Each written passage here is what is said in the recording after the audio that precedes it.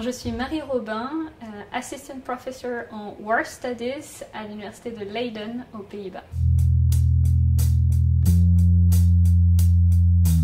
J'étudie trois groupes, État islamique, Al-Qaïda et Boko Haram.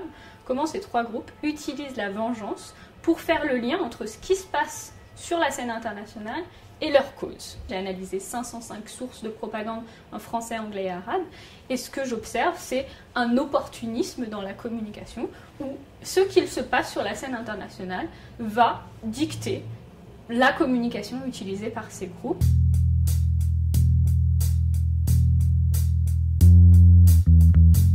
Un des enjeux centraux pour ces groupes-là, c'est non seulement de justifier leur action sur la scène internationale, mais aussi de mobiliser de nouvelles personnes.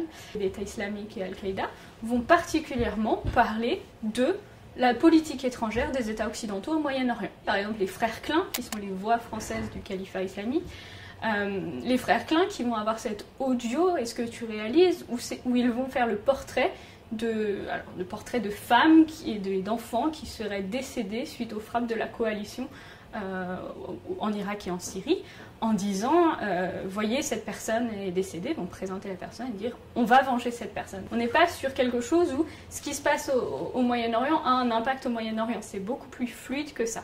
Par exemple, un discours de propagande assez fameux, c'est un qui est proposé par Mohamed Youssouf, qui était le dirigeant de Boko Haram, donc au Nigeria, et qui lui va mobiliser Guantanamo et les abus à Abu Ghraib, donc la prison irakienne, donc les fameux abus qu'il y a eu par des surveillants pénitentiaires à l'égard des détenus, mobiliser ces univers collectifs de traumatisme pour recruter au Nigeria. Quand le Covid touche la Chine, Al-Qaïda nous présente cela comme une vengeance d'Allah en raison des persécutions que la Chine fait subir aux populations ouïghours. Et donc c'est finalement présenté à partir de la deuxième partie de 2020, non plus comme la vengeance à l'égard des mécréants, mais plutôt comme une manière pour Allah d'inciter les musulmans à faire encore plus preuve de foi pour ne pas subir le test sanitaire d'Allah.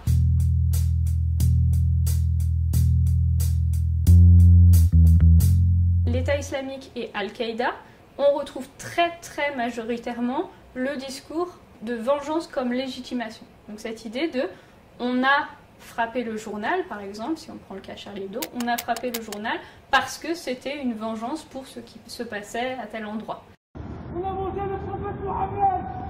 On a mangé le prophète Mohammed. On a mangé le prophète Mohammed. Quand il y a une revendication de vengeance, ça fait appel à des mécanismes de justice, à cette notion de légitimation. On retrouve aussi des discours de vengeance sur des choses qui ne nous semblent pas du tout liées à la question terroriste ou pas du tout liées à la question de la radicalisation. Par exemple, le groupe Al-Qaïda a mobilisé de façon très explicite le mouvement social des Gilets jaunes. On va avoir un audio où on va avoir Fabien Klein, là encore la voix française de l'État islamique, qui va inciter les Français à rejoindre le califat pour lutter contre cet État qui dépense votre argent.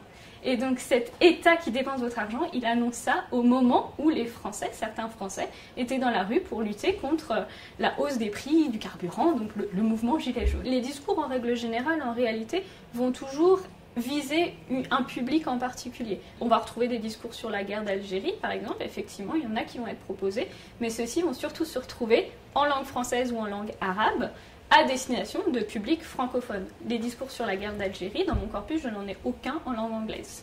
Je les ai tous soit en langue française, soit en langue arabe.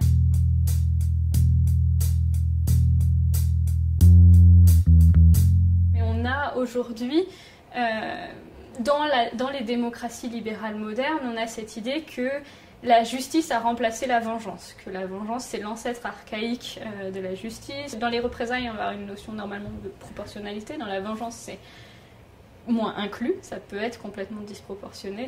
Et puis cette idée que la cible de la vengeance n'est pas nécessairement la responsable de l'attaque. J'ai essayé justement de voir quelle était la victime qu'on vengeait et quel était le lieu de la vengeance, et il y a une très grande dichotomie entre les deux. On n'a pas du tout de connexion entre on va venger telle personne et un acte de vengeance qui se passerait au même endroit. On va retrouver aussi des discours de vengeance, des discours voire terroristes de vengeance, qui vont parler de ce qui se passe depuis le 7 octobre pour justifier des actes. Je parlais tout à l'heure, en janvier 2024, de ces exactions commises par l'État islamique au Cameroun, dans la ville de Pargarav, contre des chrétiens camerounais, et où le groupe va dire que c'est pour venger les Palestiniens que ces exactions sont commises. Ce que font les discours de vengeance, et c'est là le lien entre ressentiment et apocalypse, ce que font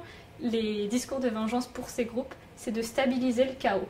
On va présenter une situation de chaos, d'urgence, d'oppression des musulmans, mais on va dire mais il y a un plan d'action, il faut agir de telle manière, ce qui va justifier l'emploi de la force, justifier l'utilisation du djihad, et donc tout va bien se passer à la fin puisqu'il y a le soutien d'Allah et donc il faut avoir confiance. Mais les discours de vengeance à des fins terroristes ne se limitent pas du tout aux groupes djihadistes.